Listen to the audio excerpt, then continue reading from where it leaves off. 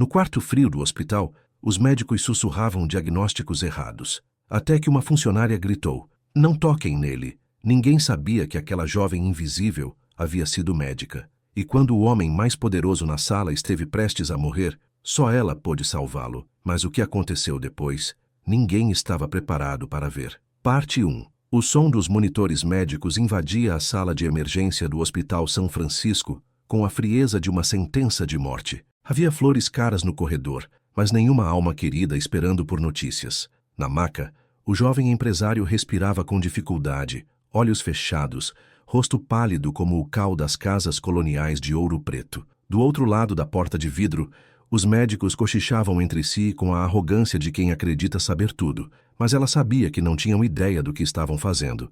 "Não toquem nele!" gritou Júlia, a jovem de uniforme simples, e o olhar aceso de quem já não aceitava ser invisível.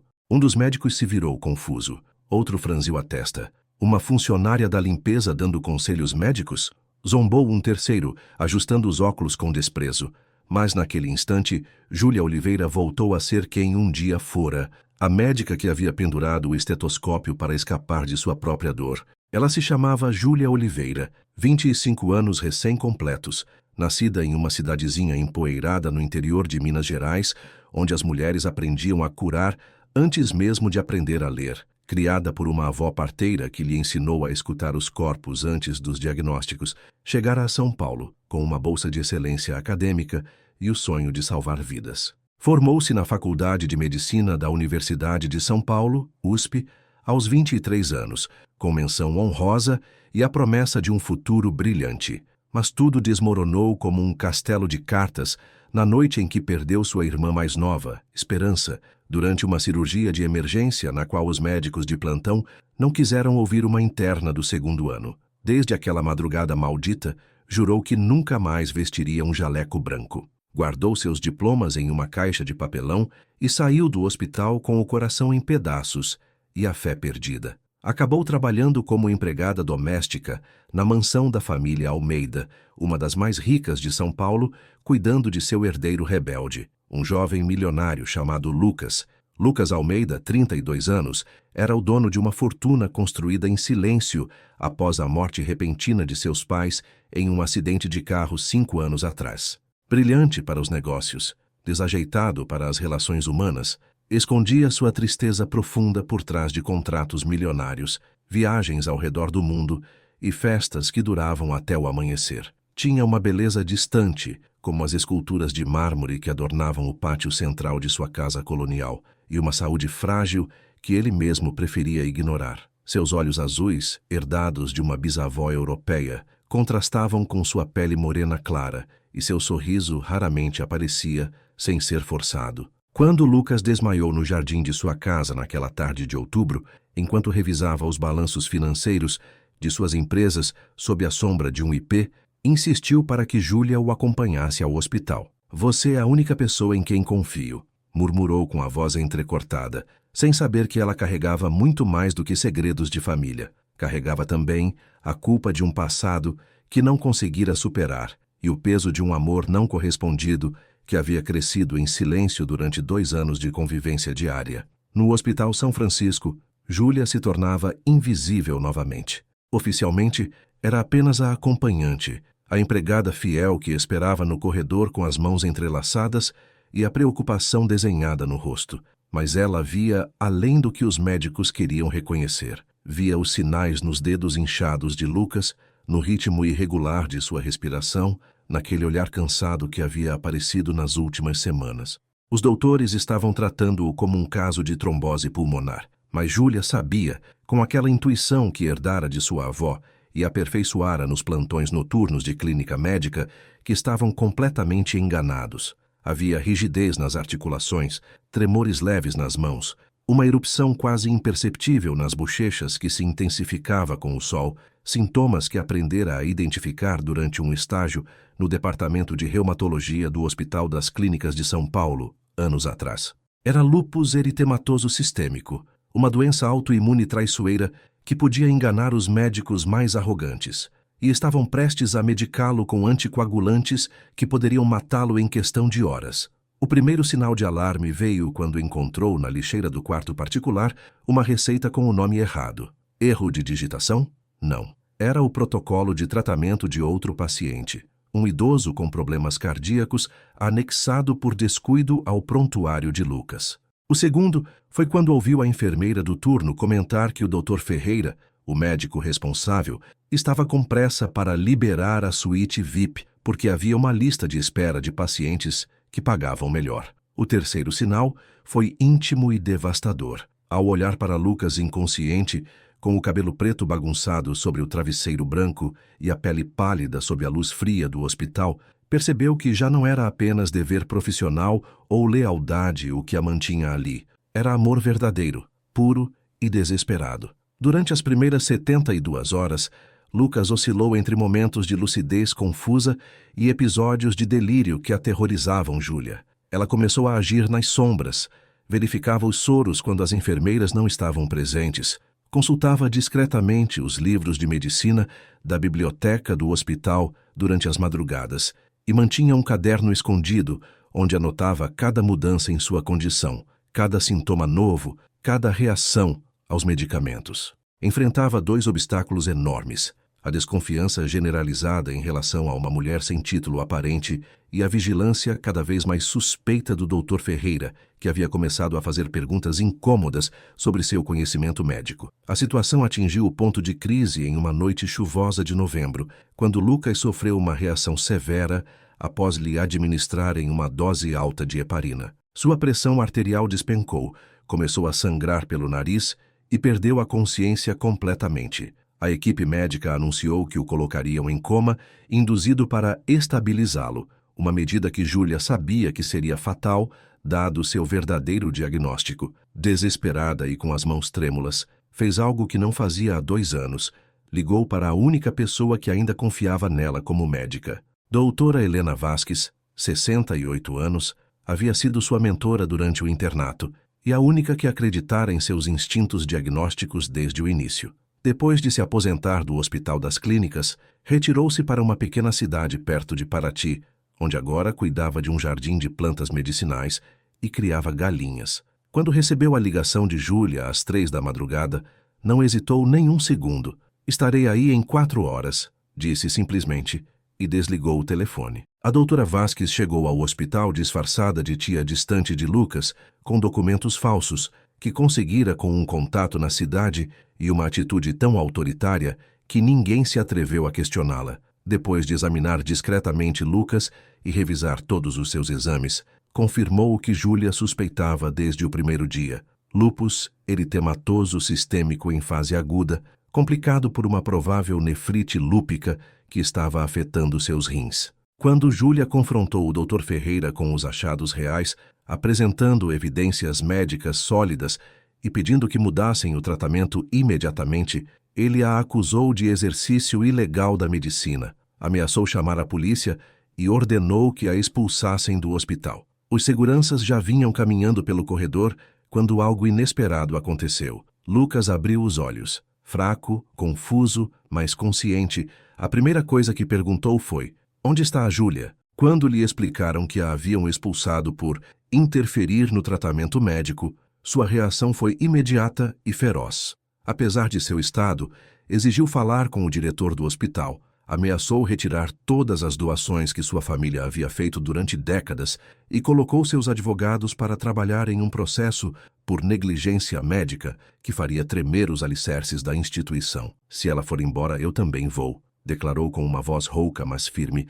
"e levo comigo toda a atenção da mídia que este escândalo vai gerar." Mas a revelação mais intensa e dolorosa veio naquela mesma noite, quando Lucas, já sob o tratamento correto supervisionado pela doutora Vasques, pegou na mão de Júlia e disse: "Eu sei quem você é de verdade. Sei que você é médica. Soube desde o primeiro dia que você chegou à minha casa, mas nunca te pressionei, porque podia ver que você tinha fugido de algo muito doloroso. Agora entendo que você fugiu do mesmo lugar que está salvando a minha vida." Júlia sentiu como se tivessem tirado uma armadura invisível que carregara por 2 anos.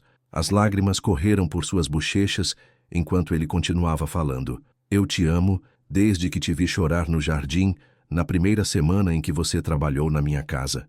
Você chorava junto às rosas brancas, e eu pensei que você era a mulher mais linda e misteriosa que eu já tinha visto, mas também respeitei seu silêncio, porque entendia que todos nós temos cicatrizes que precisam de tempo para sarar. A confissão mútua aconteceu na madrugada entre o som das máquinas que agora monitoravam uma recuperação real e o aroma das flores frescas que ela havia trazido do jardim da casa. Júlia lhe contou sobre esperança, sobre a culpa que a perseguira, sobre os pesadelos onde via sua irmã mais nova chamando-a de uma maca de hospital. Lucas lhe falou da solidão profunda que sentira depois de perder os pais, de como os negócios haviam se tornado sua única forma de escapar do vazio e de como a presença dela havia sido a primeira coisa que conseguira acalmar a tristeza constante que carregava no peito. Mas agora eu tenho medo, admitiu ela, com a voz embargada. Medo de voltar a ser médica, medo de que meu passado estrague o que poderíamos ter, medo de não ser suficiente para alguém como você. Ele segurou seu rosto entre as mãos, ainda fracas, mas firmes. Júlia, você salvou a minha vida, não só como médica, mas como mulher. Você me ensinou que a coragem não está em não ter medo, mas em agir apesar do medo. E eu quero passar o resto da minha vida te ajudando a lembrar o quão extraordinária você é. O primeiro beijo veio com a primeira luz do amanhecer, suave e cheio de promessas, enquanto os sinos da Catedral da Sé soavam ao longe, como se a própria cidade estivesse celebrando que duas almas feridas haviam encontrado o caminho de volta para o amor. Você já teve que esconder quem realmente é por medo da rejeição? Já sentiu que seu passado te define mais do que seus sonhos? Compartilhe conosco de que cidade você nos escreve e não se esqueça de curtir esta história se você acredita que todos merecemos uma segunda chance no amor. Seu apoio nos motiva a continuar contando histórias que tocam o coração. Parte 2. As 2 semanas seguintes no Hospital São Francisco se transformaram em um campo de batalha silencioso, onde Júlia lutava não apenas contra a doença de Lucas, mas também contra seus próprios demônios internos. O tratamento correto havia começado a mostrar resultados. Os exames de sangue melhoravam gradualmente, a inflamação nas articulações diminuía e a cor havia retornado lentamente ao seu rosto. Mas cada pequena vitória médica intensificava a guerra emocional que se travava no coração de Júlia. A doutora Vasques ficara em São Paulo mais tempo do que o planejado, instalando-se em um hotel próximo ao hospital e supervisionando pessoalmente a recuperação de Lucas. Uma tarde, enquanto revisavam juntas os últimos exames de laboratório na pequena sala de espera da suíte particular, a mulher mais velha pegou nas mãos de Júlia e falou com a franqueza que só uma amizade forjada nas trincheiras da medicina permite. Minha filha, já vi muitos casos de médicos que abandonam a profissão após uma tragédia pessoal. Começou, com sua voz suave, mas firme. Alguns nunca retornam, e tudo bem, mas outros, como você, têm um dom que transcende a dor pessoal. Sua irmã Esperança não morreu por sua culpa. Morreu porque às vezes a medicina tem limites que doem aceitar. Júlia sentiu as lágrimas começarem a se formar novamente, mas desta vez não as conteve. Doutora, eu sabia que algo estava errado. Eu vi os sinais, insisti para que a examinassem mais a fundo, mas ninguém me ouviu porque eu era apenas uma estudante do 2º ano. Operaram-na de apendicite quando, na verdade, ela tinha uma perfuração intestinal que não haviam notado. Ela morreu de sepse 3 dias depois e eu não pude fazer nada. E o que você acha que teria feito de diferente se fosse a cirurgiã-chefe naquela noite? Perguntou a doutora Vasques com gentileza. Acha que teria conseguido mudar o diagnóstico inicial sem os exames adequados? Acha que uma pessoa com mais experiência poderia ter alterado o desfecho? As perguntas caíram como pedras em um lago tranquilo, criando ondas de reflexão que Júlia não permitira durante 2 anos de culpa autoimposta. Pela primeira vez desde a morte de Esperança, começou a considerar que talvez sua irmã tivesse morrido por uma combinação trágica de circunstâncias, não por seu fracasso pessoal como médica. Mas agora com o Lucas foi diferente, continuou sua mentora. Desta vez você teve a experiência, o conhecimento e a determinação para fazer a diferença. Você salvou uma vida porque se recusou a ficar calada outra vez. Não acha que essa é exatamente a lição que Esperança gostaria que você aprendesse? Enquanto isso, Lucas experimentava sua própria revolução interna. Os dias de doença lhe deram tempo para refletir sobre os últimos 5 anos de sua vida, e ele não gostou do que viu. Havia construído um império empresarial impressionante, mas vivera como um fantasma em sua própria existência. As festas, as viagens, as aquisições caras haviam sido apenas formas elaboradas de evitar enfrentar a perda de seus pais e o vazio emocional que isso deixara. Uma noite, quando Júlia adormeceu na poltrona ao lado de sua cama, ele a observou por horas. Seu cabelo castanho claro caía como uma cascata sobre o encosto do assento, e mesmo em sonhos, seu rosto conservava aquela expressão de preocupação terna que ele aprendera a amar. Seus olhos verdes, que durante o dia brilhavam com inteligência e determinação, agora descansavam sob pálpebras delicadas que tremiam ligeiramente com seus sonhos. "Com o que você sonha, Júlia?" murmurou em voz tão baixa que nem ele mesmo a ouviu completamente. Mas, como se tivesse sentido seu olhar, ela despertou sobressaltada, levando instintivamente a mão ao pescoço em um gesto de proteção que ele notara muitas vezes. "Você está bem? Precisa de alguma coisa?" perguntou ela imediatamente, levantando-se e aproximando-se da cama com aquela eficiência profissional que aperfeiçoara durante anos de prática médica. "Só preciso de você", respondeu ele com uma honestidade que surpreendeu a ambos. "Júlia, durante todos esses dias, estive pensando, o que vamos fazer quando eu sair daqui? Você vai voltar a ser minha empregada doméstica? Vai fingir que não é a mulher mais inteligente e corajosa que eu já conheci?" Ela se sentou na beirada da cama, evitando seu olhar. "Lucas, seu mundo e o meu são completamente diferentes. Você tem empresas para administrar, compromissos sociais, uma reputação a manter. Eu sou uma mulher sem diploma vigente, com um passado complicado e..." "Pare-se", interrompeu ele, segurando sua mão com mais força do que tivera em dias. "Desde quando o amor é regido por diplomas universitários ou contas bancárias?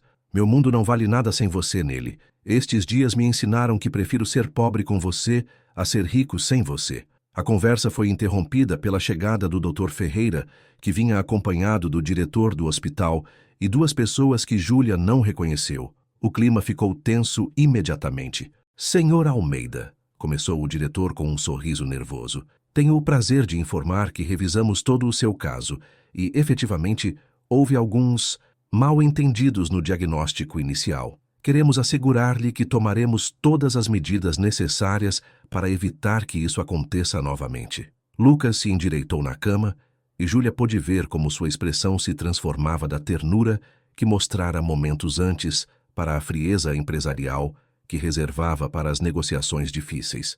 "Mal-entendidos?" repetiu com uma voz perigosamente calma. "É assim que vocês chamam quase matar um paciente por negligência médica e arrogância profissional? Senhor Almeida, por favor, entenda que..." começou o Dr. Ferreira, mas Lucas o silenciou com um gesto.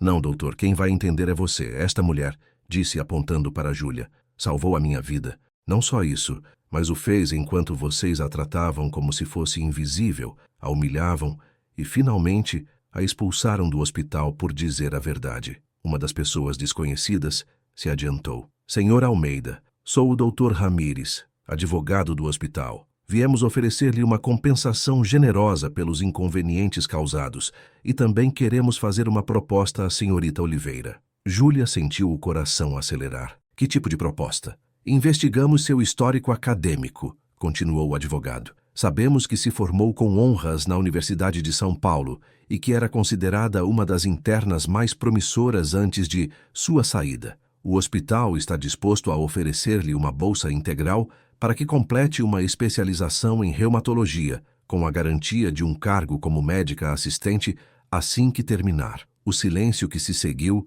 foi ensurdecedor. Júlia sentia como se o chão se movesse sob seus pés. Era tudo o que sempre sonhara. A oportunidade de retornar à medicina com honra, de se especializar na área onde demonstrara ter um instinto excepcional. "Mas há uma condição", acrescentou o diretor, e Júlia soube imediatamente que ali estava a armadilha. "Precisaríamos que assinasse um acordo de confidencialidade sobre os eventos recentes, para proteger a reputação do hospital e evitar publicidade negativa desnecessária." Lucas se ergueu o máximo que seu estado permitia. Em outras palavras, querem comprar o silêncio dela. "Queremos oferecer uma solução benéfica para todas as partes envolvidas", corrigiu diplomaticamente o advogado. Júlia olhou para Lucas, depois para as autoridades do hospital e finalmente para a doutora Vasques, que permanecera em silêncio, observando toda a cena do canto do quarto. Sua mentora lhe dirigiu um olhar que conhecia bem. Era a mesma expressão que fazia quando uma decisão médica crítica dependia completamente do julgamento do médico responsável. Preciso de tempo para pensar, disse finalmente Júlia, com uma voz mais firme do que se sentia. Claro, respondeu o diretor. Leve o tempo que precisar, mas pediríamos uma resposta antes de sexta-feira. Quando os representantes do hospital se foram, o quarto mergulhou em um silêncio pesado. Lucas foi o primeiro a falar. Você vai aceitar, disse, e não soou como uma pergunta, mas como uma afirmação dolorosa. Eu não sei, admitiu ela. É uma oportunidade incrível, Lucas.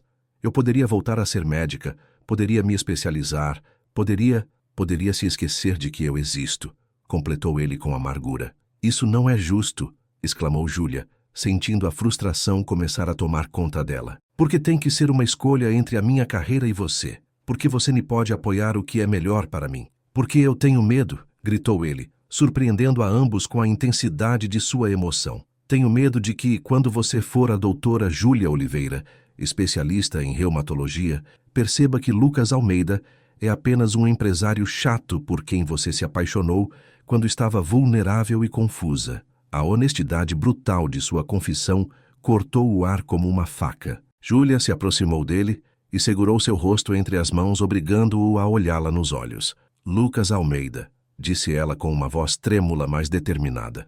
Eu me apaixonei por você muito antes de você ficar doente. Me apaixonei pelo homem que plantava flores no jardim quando pensava que ninguém o via. Me apaixonei por aquele que guardava as fotos de seus pais em todas as escrivaninhas da casa, mas nunca falava deles, porque doía demais. Me apaixonei por aquele que doava milhões para hospitais infantis, mas não queria que ninguém soubesse. Me apaixonei pelo homem que me tratou com respeito e gentileza quando o resto do mundo me via como mais um móvel. As lágrimas corriam livremente pelas bochechas de ambos agora. Mas também preciso que você entenda, continuou ela, que voltar à medicina não é apenas uma carreira para mim. É a forma de honrar a memória da minha irmã, de dar sentido a toda a dor que carreguei. Se você realmente me ama, tem que me amar por completo, incluindo minha necessidade de curar os outros.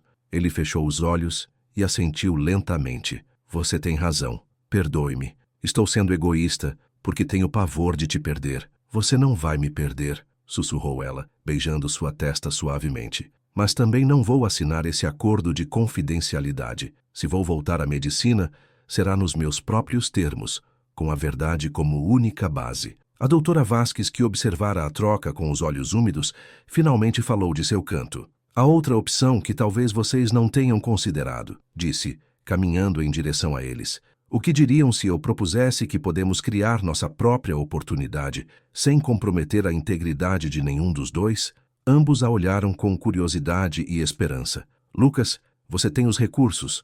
Júlia, você tem o conhecimento e a paixão. Eu tenho a experiência e os contatos. Por que não fundamos nossa própria clínica? Uma instituição onde a medicina seja praticada com humanidade e onde nenhum paciente seja tratado como invisível. A ideia caiu entre eles como uma semente em terra fértil. Durante as horas seguintes, os três desenharam os primeiros esboços do que seria uma clínica comunitária, especializada em doenças autoimunes, localizada em um terreno que Lucas poderia comprar nos arredores de São Paulo, onde o ar fosse mais limpo e os pacientes pudessem se recuperar rodeados de jardins e tranquilidade. Vamos chamá-la de Clínica Esperança, propôs Júlia com a voz carregada de emoção, em homenagem à minha irmã e a tudo o que esta experiência nos ensinou sobre não perder a fé. Quando os primeiros raios de sol entraram pela janela do quarto do hospital, os três estavam debruçados sobre guardanapos e papéis soltos,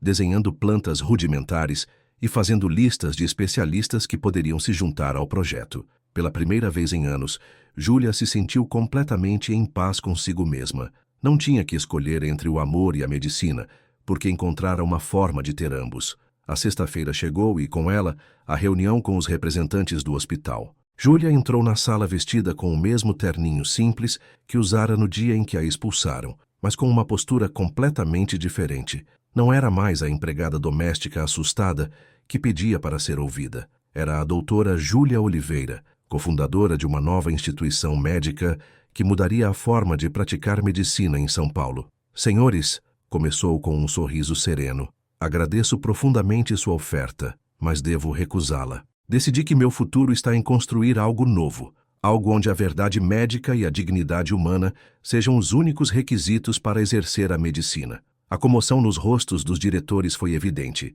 mas Júlia continuou. No entanto, quero que saibam que não ficarei em silêncio sobre o que aconteceu aqui. Contarei esta história em congressos médicos, em publicações especializadas e em qualquer fórum onde possa ajudar a evitar que outros pacientes passem pelo mesmo que o Sr. Almeida passou. Quando saiu daquela reunião, Lucas a esperava no saguão do hospital, já de alta e vestido com roupas normais pela primeira vez em semanas. Ele a abraçou com uma força que falava de gratidão, amor e uma promessa de futuro compartilhado. Está pronta para mudar o mundo comigo, doutora Oliveira? Sussurrou ele em seu ouvido. Estou pronta para mudar o nosso mundo, Sr. Almeida, respondeu ela, selando a promessa com um beijo que tinha gosto de recomeços e sonhos a serem realizados.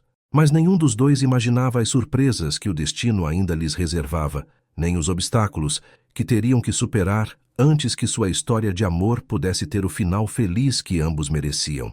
Terceira parte. Construção de sonhos. 6 meses após saírem do Hospital São Francisco, Júlia e Lucas estavam em pé no meio de um terreno empoeirado nos arredores de São Paulo, observando as primeiras estruturas da Clínica Esperança começarem a tomar forma. O sol da tarde pintava de dourado as vigas de aço, que em breve sustentariam o teto do prédio principal, e o cheiro de terra úmida após a chuva da manhã enchia o ar com promessas de crescimento e renovação. Você se arrepende? Perguntou Lucas, segurando a mão de Júlia enquanto observavam os trabalhadores instalarem as janelas da que seria a área de consultórios. De qual parte? Respondeu ela com um sorriso brincalhão. De me apaixonar por você, de recusar a oferta do hospital ou de gastar todas as suas economias neste projeto? Dos 3, brincou ele, puxando-a para seu peito, especialmente da parte das economias. A verdade era que ambos haviam investido muito mais do que dinheiro na clínica.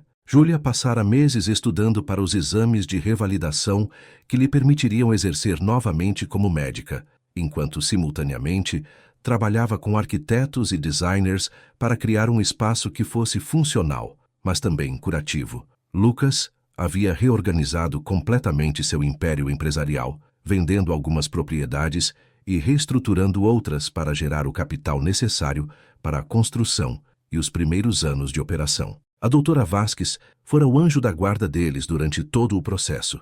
Não só usara seus contatos para atrair outros especialistas para o projeto, mas também permanecera em São Paulo para supervisionar pessoalmente cada aspecto médico do planejamento. Aos 68 anos, encontrara uma nova paixão neste projeto que combinava medicina de ponta com calor humano. Amanhã chegam os primeiros equipamentos médicos, anunciou a doutora Vasques, aproximando-se deles com uma pasta cheia de documentos e uma expressão de satisfação que Júlia não via desde seus dias de internato. O aparelho de ressonância magnética, os equipamentos de laboratório e as camas para internação. Em 2 semanas, estaremos prontos para receber nossos primeiros pacientes. Mas o caminho até este momento não fora fácil. Os primeiros meses após deixarem o hospital foram repletos de obstáculos burocráticos, problemas de financiamento e ataques diretos da comunidade médica estabelecida de São Paulo. O Conselho Regional de Medicina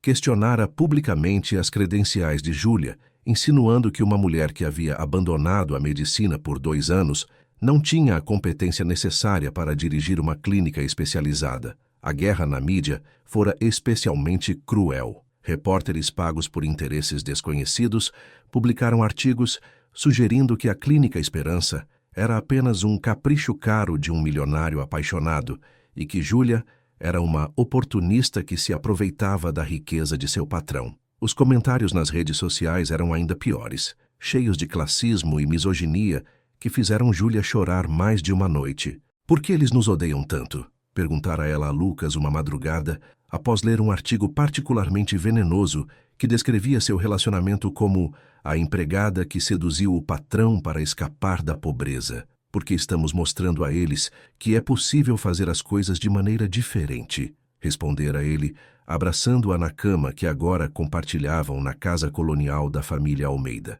Porque uma mulher inteligente e corajosa ameaça um sistema construído por homens arrogantes que acreditam que títulos e dinheiro são mais importantes que compaixão e competência. O momento mais difícil chegara quando o pai de Júlia, um homem orgulhoso que cultivava milho no interior de Minas Gerais, viajara para São Paulo após ler algumas das notícias negativas sobre sua filha. Seu Roberto Oliveira era um homem de poucas palavras e muitos princípios, que criara as filhas para serem independentes e dignas, mas que também carregava os preconceitos de sua geração sobre as diferenças de classe social. Minha filha, dissera ele durante um jantar tenso em um restaurante no centro de São Paulo, não quero que pense que sou bobo. Sei que este rapaz gosta de você e que você gosta dele, mas também sei que gente rica como ele não se casa com gente como a gente. Ele vai te usar enquanto for conveniente, e depois vai procurar uma mulher da classe social dele. As palavras doeram mais do que qualquer artigo de jornal,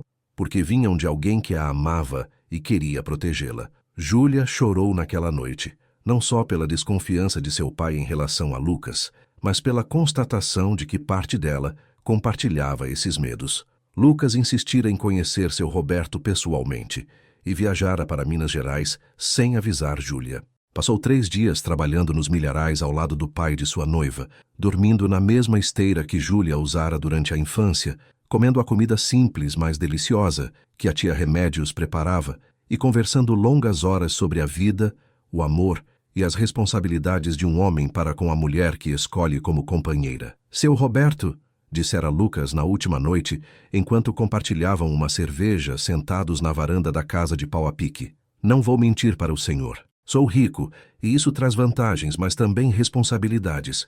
Mas o que tenho com a Júlia não tem nada a ver com dinheiro. Ela salvou a minha vida, mas mais importante que isso, me ensinou a vivê-la. Sem ela, eu não sou nada mais que um homem triste com uma conta bancária grande. Seu Roberto o observara por um longo momento, mastigando pensativamente um palito de dente. Ah, o que acontece se um dia você perder todo esse dinheiro? E se a clínica fracassar e você ficar pobre? Ainda vai querer a minha filha quando não puder dar a ela todas as coisas bonitas que dá agora? Seu Roberto, com todo o respeito, acho que o senhor não conhece realmente a sua filha, respondera Lucas com um sorriso. A Júlia não está comigo pelas coisas bonitas. Está comigo apesar das coisas bonitas. Se amanhã perdêssemos tudo, ela seria a primeira a arregaçar as mangas para que saíssemos dessa juntos.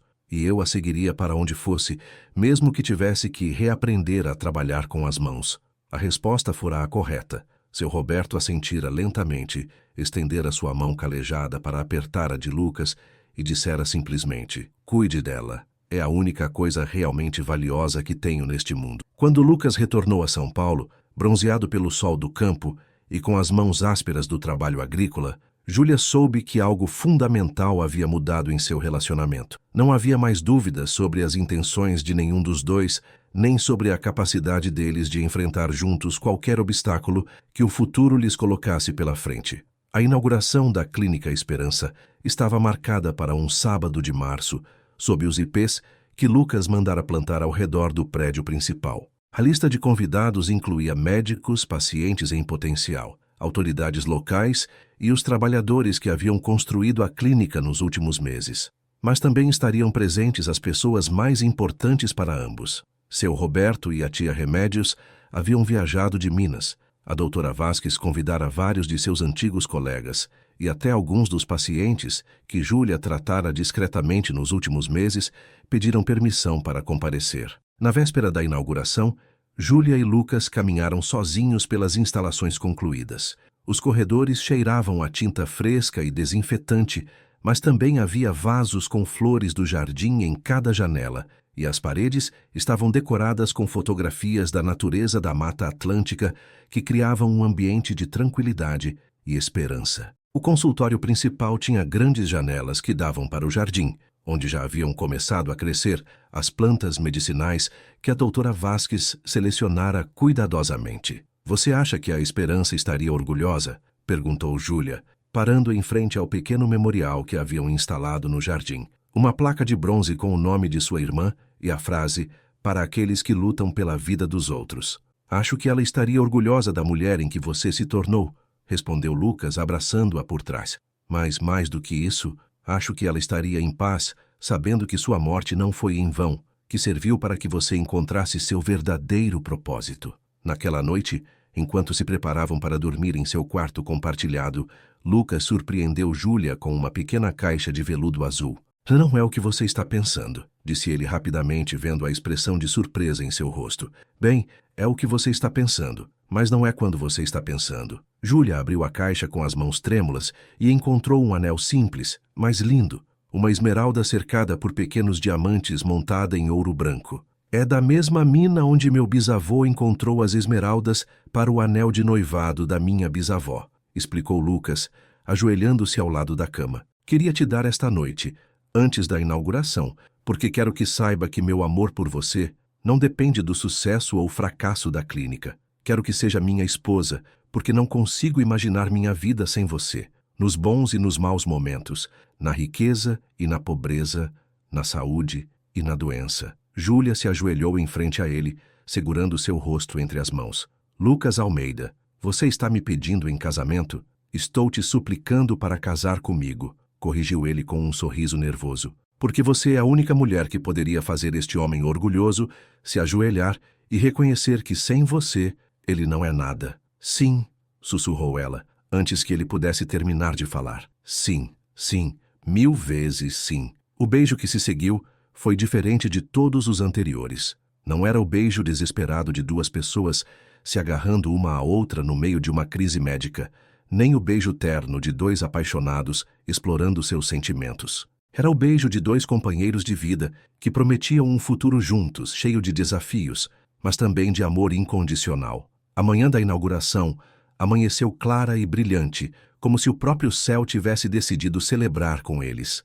Júlia acordou cedo, nervosa, mas animada, e encontrou Lucas já vestido e preparando um cafezinho na cozinha. Pronta para mudar o mundo, doutora Oliveira? Perguntou ele, usando a mesma frase que usara meses atrás no hospital. Pronta para mudar o nosso mundo, futuro senhor Oliveira, respondeu ela, mostrando-lhe o anel que brilhava em seu dedo anelar. Mas, enquanto se dirigiam para a clínica para os preparativos finais, nenhum dos dois podia imaginar que aquele dia não apenas marcaria o início de sua nova vida profissional juntos, mas também traria uma surpresa que colocaria seu amor à prova de uma maneira completamente inesperada. Você já teve que lutar contra os preconceitos dos outros para perseguir seus sonhos?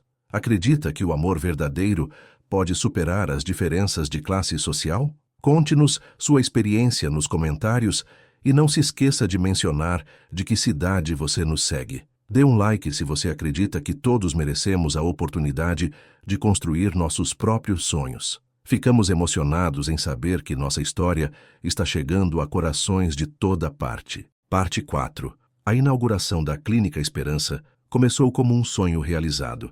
Às 10 da manhã, o jardim principal estava cheio de convidados que admiravam não apenas as instalações médicas de vanguarda, mas também os detalhes cuidadosamente pensados que tornavam o lugar um oásis de cura. Os ipês floridos criavam um dossel roxo sobre as mesas brancas, onde eram servidos sucos frescos de hibisco e água de coco, enquanto um grupo de chorinho contratado especialmente para a ocasião tocava melodias suaves que combinavam com a solenidade do evento. Júlia, radiante em um vestido verde esmeralda que combinava com seu anel de noivado, caminhava entre os convidados com uma confiança que levara meses para construir. Não era mais a empregada doméstica tímida que se escondia nas sombras.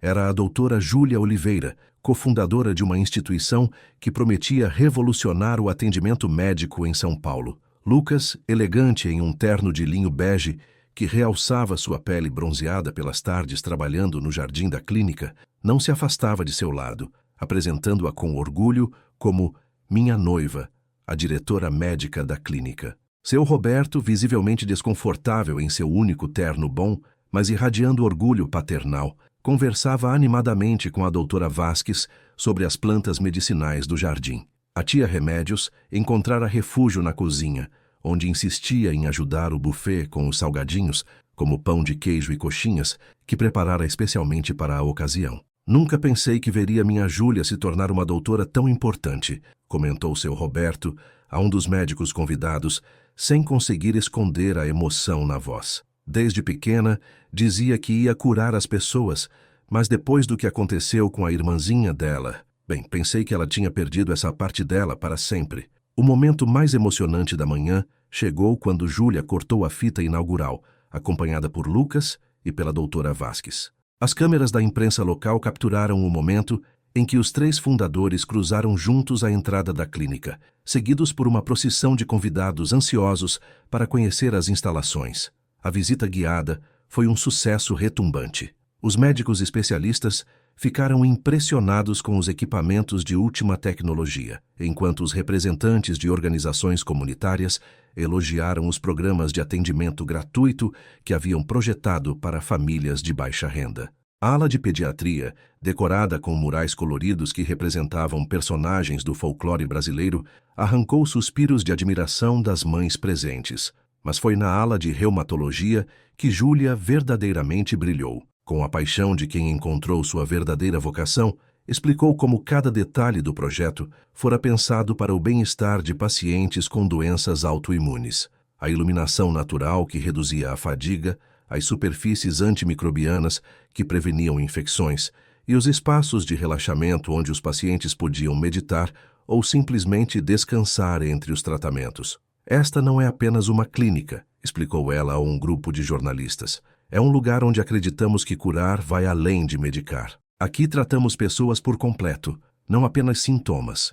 No entanto, quando a multidão começou a se dispersar e os convidados formais foram embora, chegou o momento que Júlia esperava com uma mistura de nervosismo e emoção, a chegada de seus primeiros pacientes reais. Maria Helena Gonçalves, uma mulher de 45 anos que trabalhava como costureira na região da 25 de março, fora um dos casos que Júlia acompanhara discretamente nos últimos meses. Diagnosticada erroneamente com artrite comum em um hospital público, passara 2 anos sofrendo dores intensas que pioravam progressivamente. Quando Júlia a examinou pela primeira vez em uma consulta gratuita organizada em seu bairro, suspeitou imediatamente de lúpus eritematoso sistêmico. Doutora Júlia, disse Maria Helena, entrando timidamente no consultório principal, acompanhada por sua filha adolescente. Não consigo acreditar que este lugar tão bonito seja para gente como eu. Maria Helena, respondeu Júlia com um sorriso caloroso, este lugar é especialmente para gente como você, para pessoas que foram ignoradas por um sistema que as considera invisíveis. A consulta durou mais de 1 hora. Júlia revisou cuidadosamente todos os exames anteriores, solicitou novas análises no laboratório da clínica e, mais importante ainda, ouviu com total atenção a história completa de Maria Helena, como a dor começara, como afetava seu trabalho, como mudara sua vida familiar, quais tratamentos tentara e quais haviam fracassado. Pela primeira vez em 2 anos, confessou Maria Helena à filha ao saírem do consultório, sinto que alguém realmente me ouviu. Não me viu apenas como uma lista de sintomas, mas como uma pessoa. Mas enquanto Júlia celebrava internamente este primeiro sucesso, Lucas enfrentava sua própria crise no escritório administrativo da clínica. Carlos Almeida, seu primo em 1º grau e único herdeiro de outro ramo da família, chegara sem avisar, acompanhado por um advogado e uma expressão que Lucas conhecia muito bem, a mesma que fazia quando era criança e estava prestes a causar problemas. Primo querido, começou Carlos com um sorriso que não chegava aos olhos. Que surpresa encontrá-lo brincando de médico filantropo. Embora eu suponha que, quando alguém se apaixona pela empregada, pode chegar a fazer loucuras muito caras. Lucas sentiu o sangue subir ao rosto, mas se controlou. Carlos sempre tivera a habilidade de encontrar exatamente as palavras que mais doíam e aperfeiçoara essa habilidade nos 35 anos que se conheciam. O que você quer, Carlos? Perguntou diretamente, sem se dar ao trabalho de responder à provocação. Vim te salvar de si mesmo, respondeu Carlos, abrindo uma pasta de couro. Você tem ideia de quanto dinheiro gastou neste capricho? Segundo meus cálculos, cerca de 20 milhões de reais. Dinheiro que, por sinal, pertence parcialmente ao patrimônio familiar que compartilhamos. O advogado que acompanhava Carlos pigarreou. Senhor Almeida, viemos apresentar uma ação formal questionando as transações financeiras que o senhor realizou sem consultar o Conselho de Família, especificamente a venda de 3 imóveis comerciais e a liquidação de títulos de investimento que afetam os interesses de outros herdeiros. Lucas sentiu como se o chão se abrisse sob seus pés.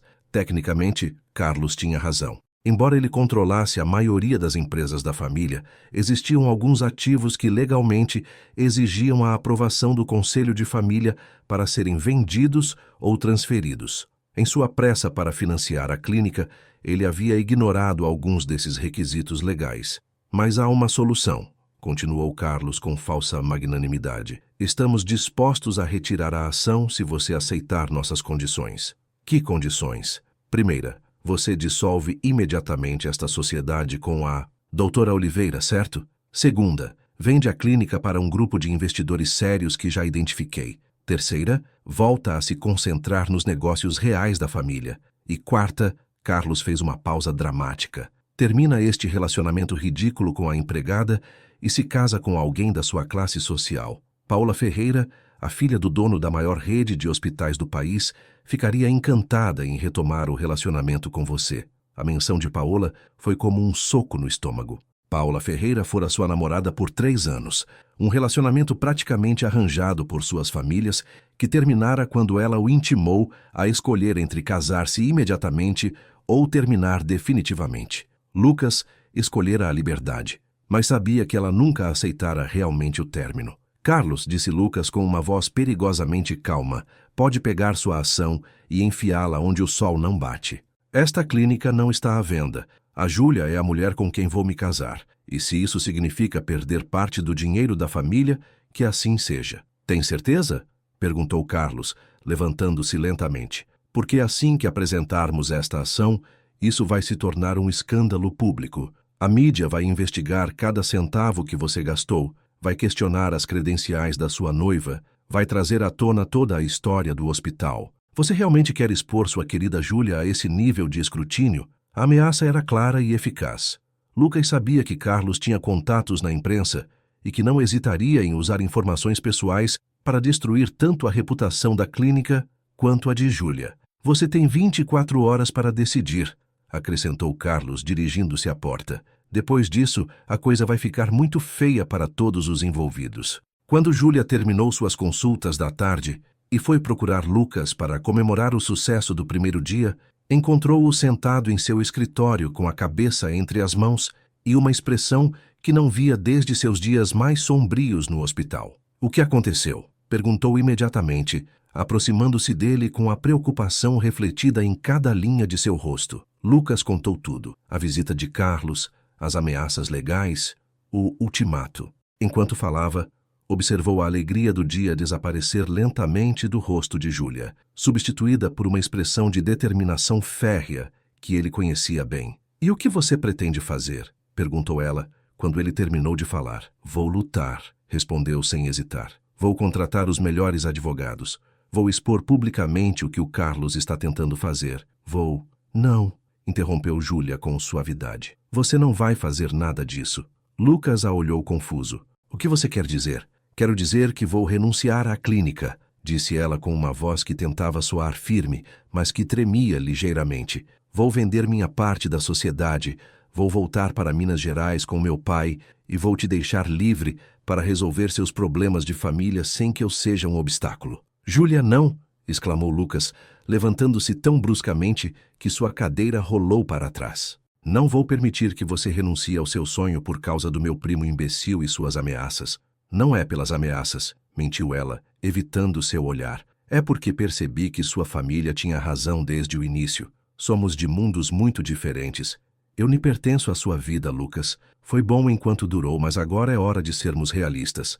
As palavras saíram de sua boca como veneno, e ela soube que estava mentindo a cada sílaba. Mas também sabia que, se Lucas lutasse contra sua família por ela, perderia tudo. Sua fortuna, suas empresas, sua posição social, tudo o que construíra por anos. E embora ele dissesse que não se importava, ela sabia que, eventualmente, ele a ressentiria por ser a causa de sua ruína. Júlia, olhe para mim, suplicou ele, segurando seu rosto entre as mãos.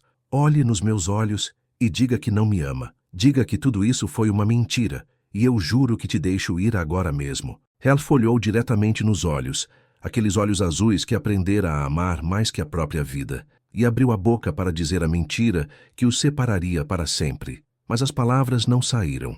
Em vez disso, começou a chorar com um desespero que vinha do fundo de sua alma. Eu te amo, sussurrou entre soluços. Eu te amo tanto que dói respirar quando penso em te perder, mas, precisamente porque te amo, não posso ser a razão pela qual você perca tudo pelo que trabalhou para construir. Lucas a abraçou com tanta força que quase lhe cortou a respiração.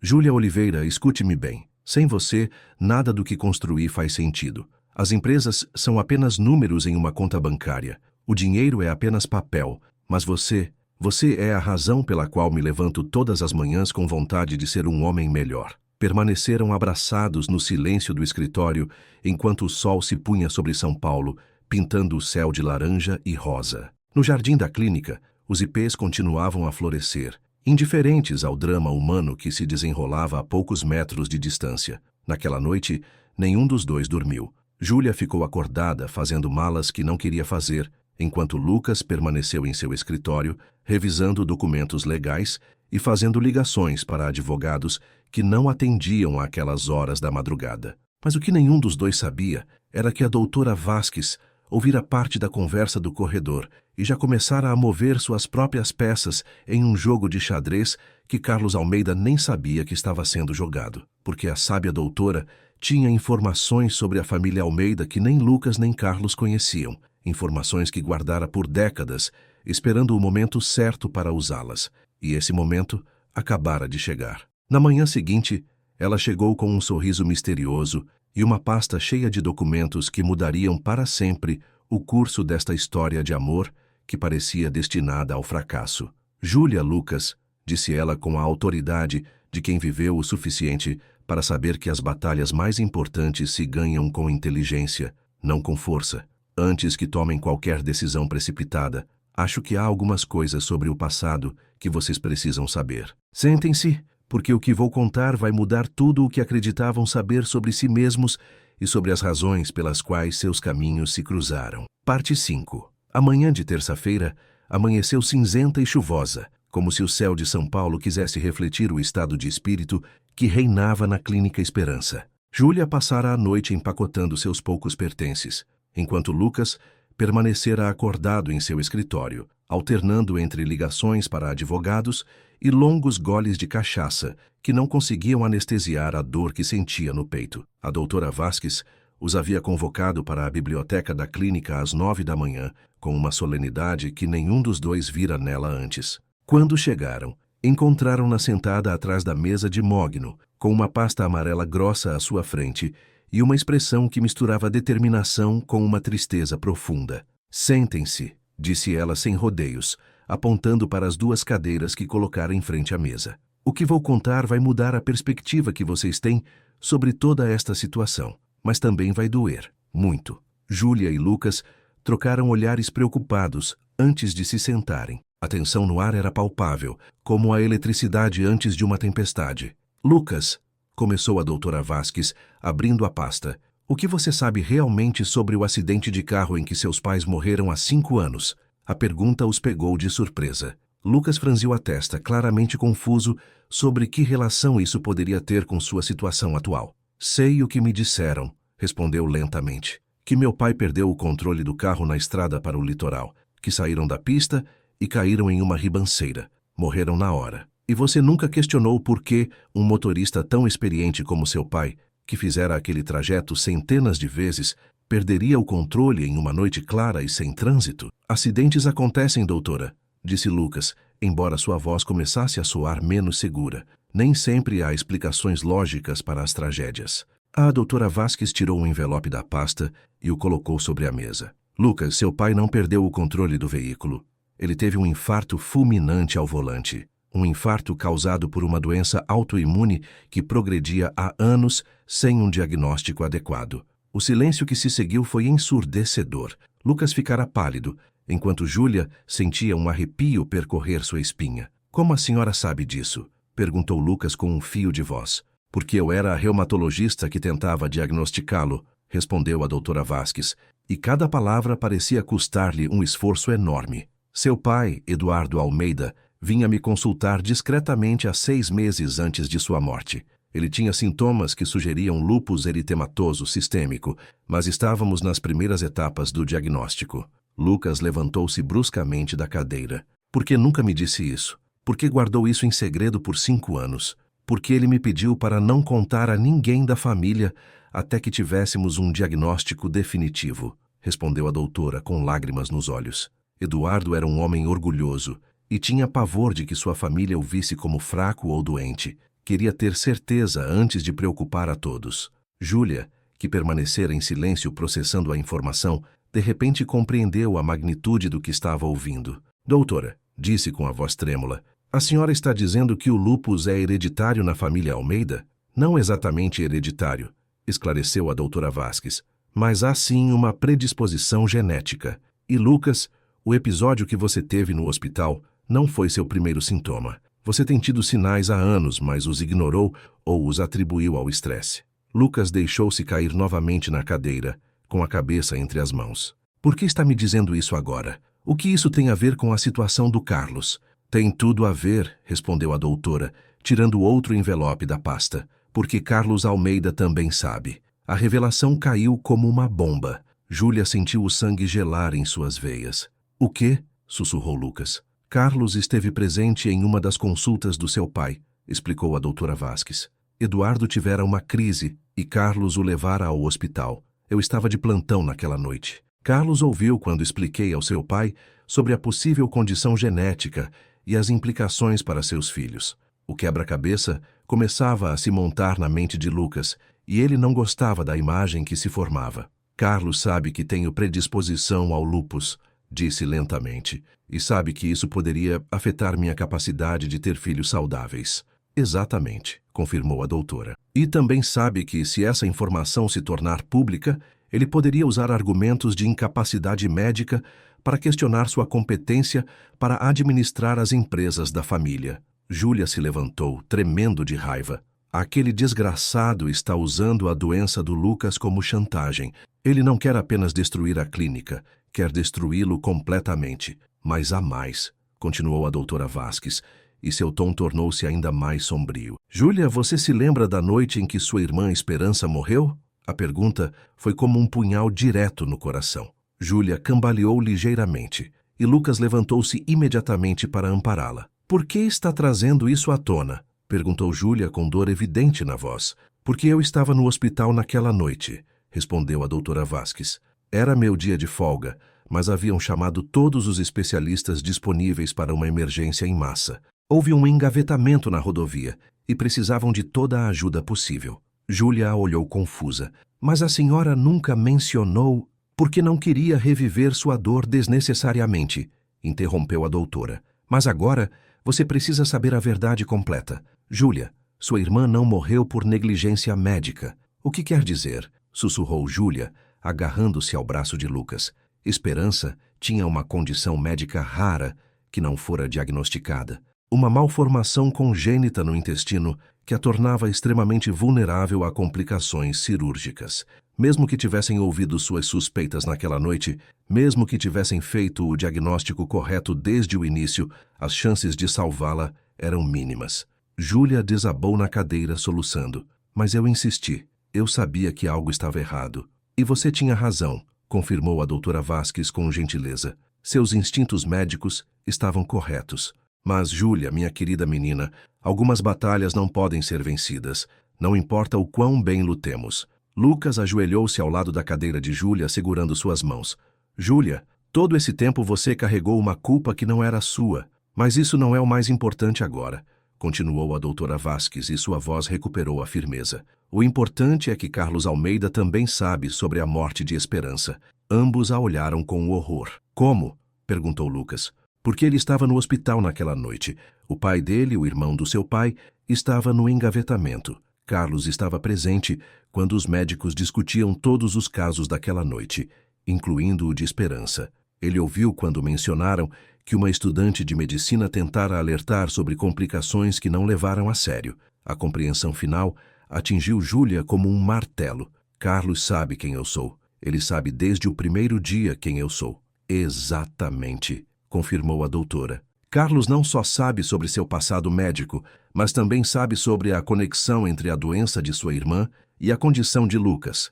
Ambas são manifestações de condições genéticas raras que afetam o sistema imunológico. Lucas levantou-se lentamente e Júlia pôde ver como a compreensão total da situação se refletia em seu rosto. Carlos orquestrou tudo isso, disse com uma voz que tremia de raiva contida. Ele sabia que eu ia ficar doente. Sabia quem era a Júlia e provavelmente arranjou para que ela acabasse trabalhando na minha casa. É muito provável, assentiu a doutora Vasques. Carlos é muitas coisas, mas não é tolo. Ele tem jogado um jogo muito longo, esperando o momento perfeito para assumir o controle das empresas da família. Júlia enxugou as lágrimas e se levantou com uma determinação férrea que Lucas reconheceu imediatamente. Era a mesma expressão que ela tivera quando o salvara no hospital. A senhora tem provas de tudo isso? Perguntou. A doutora Vasques sorriu pela primeira vez desde o início da conversa. Tenho todos os prontuários médicos, todas as consultas gravadas e também tenho isto. Ela tirou um pequeno gravador digital da pasta. O que é isso? Perguntou Lucas. Uma conversa que Carlos teve ontem por telefone com alguém que contratou para investigar os antecedentes de Júlia. Uma conversa em que ele admite conhecer tanto a história médica dela quanto a condição genética da família Almeida. Uma conversa em que também revela suas verdadeiras intenções de assumir o controle das empresas usando a doença de Lucas como pretexto. O silêncio que se seguiu foi diferente do anterior. Desta vez, não estava carregado de desespero, mas de uma determinação fria e calculada. Doutora, disse Júlia finalmente, como conseguiu essa gravação? A idosa sorriu com uma expressão quase travessa. Digamos que não sou a única pessoa que Carlos subestimou ao longo dos anos. Tenho contatos em muitos lugares, e alguns deles não apreciam os métodos que ele usa para fazer negócios. Lucas começou a andar pela sala, claramente processando toda a informação e formulando um plano. Então temos evidências de que Carlos tem manipulado a situação desde o início, disse, mais para si mesmo do que para as outras. Temos provas de que ele conhece informações médicas confidenciais que não deveria ter, e temos evidências de que está usando essa informação para chantagem e extorsão. Exatamente, confirmou a doutora Vasques. Mas mais importante que isso, agora vocês dois conhecem a verdade completa sobre seu passado e podem tomar decisões baseadas em fatos reais, não em culpas e medos infundados. Júlia aproximou-se de Lucas e segurou seu rosto entre as mãos, olhando-o diretamente nos olhos. Lucas, disse ela com uma voz firme e clara, quero que saiba que nada do que acabamos de ouvir muda como me sinto por você. Se você tem lúpus, enfrentaremos isso juntos. Se Carlos quer brigar, brigaremos juntos. E se há riscos genéticos para nossos futuros filhos, tomaremos decisões informadas juntos. Ele fechou os olhos e apoiou a testa na dela. Júlia, você tem certeza? Porque uma vez que comecemos esta batalha, não há volta. Carlos vai jogar sujo, vai tentar nos destruir publicamente, vai... Lucas Almeida, interrompeu ela com um sorriso feroz. Você já se esqueceu de que me apaixonei por você quando pensei que era apenas um empresário rico e chato? Realmente acha que vou me assustar agora que sei que você é um guerreiro que tem lutado contra a própria genética sem saber? O beijo que compartilharam foi diferente de todos os anteriores. Não era desesperado nem terno, mas sólido e decidido, como um selo em um contrato que ambos assinavam com seus corações. Então, disse a doutora Vasques, fechando a pasta com um gesto definitivo. Estão prontos para contra-atacar? Os dias seguintes se transformaram em uma guerra silenciosa, mas feroz. Enquanto Carlos acreditava ter Lucas encurralado, sem saber que sua chantagem fora descoberta, Júlia e Lucas trabalharam com uma equipe de advogados especializados em fraudes corporativas para construir um caso que não só defendesse a clínica, mas também expusesse as manobras ilegais de Carlos. A doutora Vasques revelou-se uma aliada inestimável, não só pela evidência que coletara, mas por sua rede de contatos no mundo médico e jurídico de São Paulo. Através dela, descobriram que Carlos estivera envolvido em vários esquemas semelhantes por anos, usando informações privilegiadas para manipular decisões familiares e empresariais. Mas o momento da verdade chegou 3 dias depois, quando Carlos apareceu na clínica com um sorriso triunfante e uma equipe de advogados esperando encontrar um Lucas derrotado e disposto a aceitar seus termos. Em vez disso, encontrou Júlia, Lucas, a doutora Vasques e um grupo de advogados que tinham evidências suficientes não só para bloquear sua ação, mas para apresentar queixas criminais por extorsão, fraude e uso ilegal de informações médicas confidenciais. Carlos, disse Lucas com uma calma gélida, acho que está na hora de termos uma conversa muito honesta sobre o futuro desta família. A expressão de confiança desapareceu lentamente do rosto de Carlos, enquanto ele percebia que havia subestimado gravemente seu primo, e mais importante ainda, a mulher que estava de pé ao lado dele com um sorriso que prometia que esta batalha estava apenas começando. Parte 6.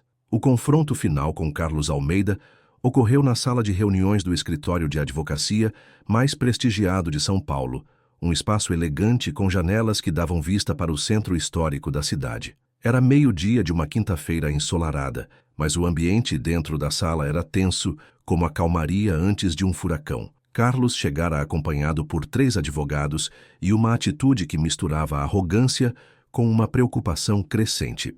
Nos últimos dias, começara a suspeitar que algo não estava saindo conforme seu plano original, especialmente depois que vários de seus contatos na imprensa o informaram que a história havia perdido o interesse de forma súbita e misteriosa. Lucas, Júlia e a doutora Vasques sentaram-se do lado oposto da mesa, acompanhados por Raul Hernandes, um advogado especializado em direito corporativo com fama de ser brilhante e implacável. Entre eles estava distribuída uma coleção impressionante de documentos, gravações e evidências que haviam coletado na última semana. Bem, primo, começou Carlos com um sorriso forçado, espero que tenha vindo para ser razoável. Meus termos continuam os mesmos. Você dissolve a sociedade com sua noiva, vende a clínica e volta a se concentrar nos negócios sérios da família. Antes de falarmos de termos, interrompeu o Dr. Hernandes, acho que há algumas coisas que o senhor precisa ouvir, Sr. Carlos Almeida. Sem mais delongas, ele ativou o gravador digital e a voz de Carlos encheu a sala. Era a gravação de sua conversa telefônica, onde admitia conhecer informações médicas confidenciais sobre a família, revelava sua estratégia de manipulação e até zombava da empregadinha que se acha doutora. A cada palavra que saía do gravador, o rosto de Carlos ficava mais pálido. Quando a gravação terminou, o silêncio era ensurdecedor. Essa gravação é ilegal, balbuciou um dos advogados de Carlos. Não pode ser usada como prova. Pelo contrário, respondeu tranquilamente o Dr. Hernandes. A gravação foi feita por uma das partes da conversa, o que a torna perfeitamente legal. Mas além disso, temos isto. Ele passou a mostrar uma série de documentos que detalhavam as transações financeiras suspeitas que Carlos realizara nos últimos anos, usando informações privilegiadas que obtivera ilegalmente. Também temos depoimentos de 3 ex-funcionários de suas empresas dispostos a testemunhar sobre seus métodos pouco éticos, continuou o advogado, e evidências documentais de que o senhor tem acessado ilegalmente prontuários médicos confidenciais há anos. Carlos levantara-se, claramente agitado. Isso é uma conspiração. Estão tentando me destruir porque não conseguem aceitar que tenho razão sobre este relacionamento ridículo. Carlos, disse Lucas com uma voz que combinava tristeza e determinação. Por anos, te considerei quase como um irmão. Sim, você era competitivo e às vezes invejoso, mas nunca pensei que seria capaz disso. Capaz de quê? Gritou Carlos. De tentar salvar minha família de uma oportunista que se aproveitou da sua doença para se meter em nossas vidas? Júlia, que permanecera em silêncio durante todo o confronto, finalmente falou. Sua voz era suave, mas carregada de uma autoridade que fez todos na sala prestarem atenção. Carlos, disse ela, olhando-o diretamente nos olhos, você sabia quem eu era desde o primeiro dia em que cheguei para trabalhar na casa do Lucas. Sabia sobre minha irmã, sabia sobre minha história médica e sabia sobre a condição genética da família Almeida. Não sou uma oportunista que se aproveitou das circunstâncias. Sou uma médica que foi manipulada por você para estar no lugar certo, na hora certa, para salvar a vida do homem que amo. A acusação direta pegou Carlos de surpresa. Isso é ridículo. Eu não tive nada a ver com... Temos os registros da agência de empregos domésticos que o contatou quando Lucas precisava de uma funcionária, interrompeu a doutora Vasques. Temos evidências de que você recomendou especificamente a Júlia, apresentando-a como uma candidata ideal por sua experiência prévia em hospitais. Também temos o depoimento da diretora da agência, acrescentou o Dr. Hernandes, que está disposta a declarar que o senhor lhe pagou uma comissão extra para garantir que a senhorita Oliveira fosse contratada. Carlos desabou na cadeira, finalmente compreendendo a magnitude da evidência que tinham contra ele. Seus advogados trocaram olhares preocupados e começaram a cochichar entre si. Então, continuou Lucas, agora que está claro quem é realmente o manipulador nesta situação, vamos falar dos novos termos. Na hora seguinte, foi negociado um acordo que mudaria para sempre a dinâmica da família Almeida. Carlos renunciaria a qualquer participação nas principais empresas da família, retiraria todas as suas ações judiciais e assinaria um acordo de confidencialidade que o proibiria de revelar informações médicas sobre qualquer membro da família. Em troca, Lucas não apresentaria queixas criminais e permitiria que ele mantivesse algumas propriedades menores que poderia administrar de forma independente. Mas há mais uma condição, acrescentou Júlia quando parecia que as negociações haviam terminado. Quero que saiba, Carlos, que seu plano funcionou parcialmente. Sim, eu me apaixonei pelo Lucas. Sim, eu me tornei a mulher que ele precisava para salvá-lo. Mas o que você não calculou é que ele também se tornou o homem que eu precisava para me salvar. Quando as assinaturas foram colocadas em todos os documentos e Carlos se retirou com seus advogados, visivelmente derrotado, a sala se encheu de um silêncio diferente. Desta vez, não era tensão nem medo, mas a calma que vem depois de uma tempestade que finalmente passou. Como você se sente? Perguntou Lucas a Júlia, enquanto caminhavam para o estacionamento do prédio. Livre, respondeu ela sem hesitar. Pela primeira vez em anos me sinto completamente livre. Os meses seguintes foram de reconstrução e crescimento. A Clínica Esperança não só sobreviveu à controvérsia, mas se tornou um modelo de excelência médica que atraiu a atenção de instituições de todo o Brasil. Júlia completou oficialmente sua especialização em reumatologia sob a supervisão da doutora Vasques, e sua reputação como diagnosticadora excepcional se espalhou rapidamente pela comunidade médica. Lucas, após se submeter a exames exaustivos que confirmaram um diagnóstico precoce de lúpus, tornou-se um exemplo vivo de como a doença podia ser gerenciada com sucesso, com tratamento adequado e apoio emocional. Sua história inspirou muitos outros pacientes que chegavam à clínica sentindo-se derrotados por seus diagnósticos. O casamento foi celebrado um ano depois, nos jardins da Clínica Esperança, rodeados pelos ipês que agora haviam crescido o suficiente para criar uma verdadeira catedral natural. Seu Roberto conduziu Júlia pelo caminho de pétalas roxas, com lágrimas de orgulho nos olhos, enquanto a doutora Vasques oficializava a cerimônia como juíza de paz honorária. Júlia Oliveira, disse Lucas durante seus votos, com a voz embargada pela emoção. Você me ensinou que as cicatrizes não nos definem, mas sim como escolhemos sarar. Você me ensinou que o amor verdadeiro não evita as dificuldades, mas as enfrenta ao lado da pessoa amada. Prometo ser seu companheiro na saúde e na doença, nos sucessos e nos fracassos, nos dias fáceis e nas noites difíceis.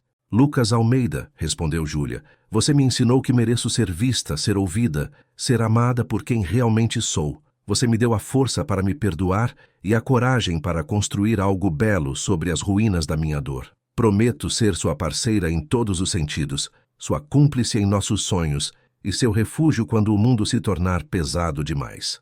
O beijo que selou seu casamento foi observado não só por seus entes queridos, mas também por Maria Helena Gonçalves e dezenas de outros pacientes que encontraram esperança e cura na clínica que nascera do amor entre uma médica ferida e um empresário doente. 5 anos depois, a Clínica Esperança crescera para se tornar um complexo médico que incluía um centro de pesquisa, uma escola de enfermagem especializada e um programa de bolsas para estudantes de medicina de baixa renda. Júlia fora reconhecida como uma das reumatologistas mais inovadoras da América Latina, enquanto Lucas reestruturara completamente suas empresas para focar em investimentos socialmente responsáveis. Seu primeiro filho, Eduardo Esperança Almeida Oliveira, nasceu em um dia ensolarado de primavera, após uma gravidez cuidadosamente monitorada que demonstrou que ele não herdara nenhuma predisposição genética significativa. Júlia o segurou nos braços pela primeira vez no mesmo quarto da clínica, onde tratara seu primeiro paciente, e soube que finalmente encontrara a paz que buscara por tantos anos. No que você está pensando? perguntou Lucas, sentando-se ao lado dela na cadeira de balanço que haviam colocado junto à janela que dava para o jardim. Penso na esperança, respondeu Júlia, acariciando suavemente a cabecinha do filho. Penso que toda a dor que senti por perdê-la finalmente faz sentido. Sem essa perda, eu nunca teria deixado a medicina. Sem deixar a medicina, nunca teria chegado à sua casa. Sem chegar à sua casa, nunca o teria conhecido. E sem conhecê-lo, nunca teria encontrado uma forma de honrar sua memória, construindo algo belo. Lucas beijou sua testa suavemente. Você acha que ela estaria orgulhosa? Acho que ela estaria em paz, respondeu Júlia, sabendo que sua irmã mais velha finalmente aprendeu que merece ser feliz. Enquanto o sol se punha sobre São Paulo, pintando o céu de rosa e dourado, a pequena família descansava na clínica que nascera da tragédia, mas florescera com o amor. No jardim, os ipês continuavam a florescer, e em uma placa pequena, mas visível, as palavras Clínica Esperança, onde nenhum paciente é invisível, brilhavam sob os últimos raios do dia. A história de Júlia e Lucas se tornara uma lenda local, contada repetidamente aos casais jovens que visitavam os jardins da clínica, como prova de que o amor verdadeiro não só pode sobreviver às adversidades, mas pode transformá-las em algo belo e duradouro. E cada vez que um novo paciente chegava à clínica, sentindo-se invisível, derrotado por um diagnóstico difícil ou abandonado por um sistema médico que não o ouvia, encontrava nas paredes da Clínica Esperança a história silenciosa, mas poderosa, de uma mulher que aprendera a ser vista e de um homem que aprendera a ver além das aparências.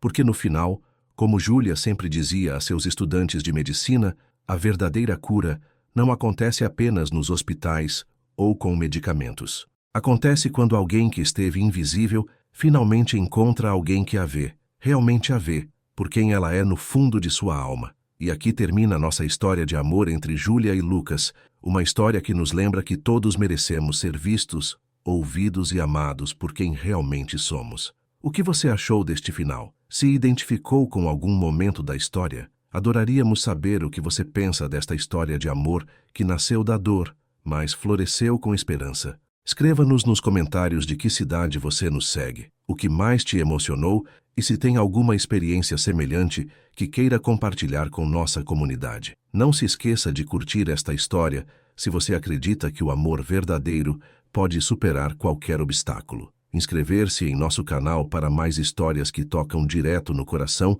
e nos contar que tipo de história você gostaria de ouvir em seguida. Porque, como aprendemos com Júlia e Lucas, as melhores histórias são aquelas onde as pessoas feridas encontram uma forma de se curarem juntas, construindo algo belo sobre as ruínas de sua dor. Obrigado por nos acompanhar nesta jornada emocional e nos vemos na próxima história.